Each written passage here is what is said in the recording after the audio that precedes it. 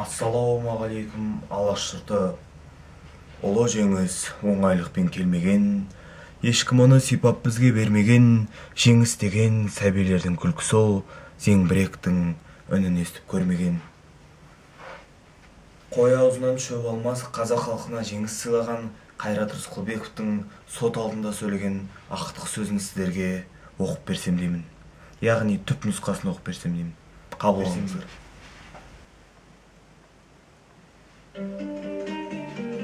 Жазалаушы қалам алдым қолыма, қылмыскер деп айып тақты мойныма.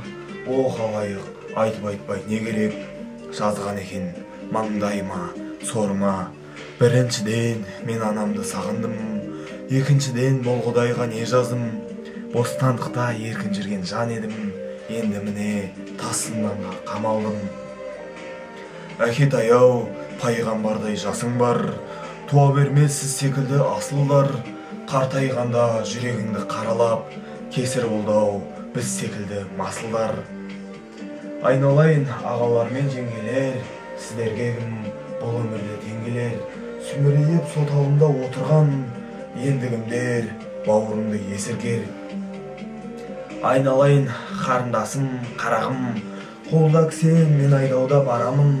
Қайғы шегіп азап тартқан ағаңды, айтшы жаным, қандай жанға баладың. Айналайын інішегім, құлыным, сен ойласам үзіледі жұлыным. Сенің ерке ақ жүзіңді көре алмай кетіп барам, мен айдауда құлыным.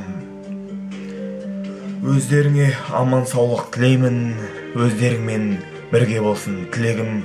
Өздеріңе тіл қата алмай достарым, қайғы мұңды өмірімді бастадым. Қош болып тұр ағайын туыс бәріңіз, қош болып тұр жасыңызда кәріңіз. Қанша қабақ түйгенменен қара түн, ақтаң атып кездесерміз әліміз.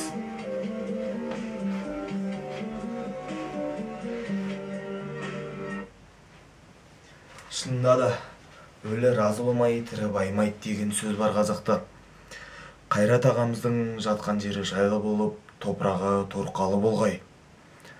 Сіздермен болған Әл-Фараби атындағы Қазақ ұлттық университеті журналистика факультетінің бірінші курс студенті Бағдат Қамбар.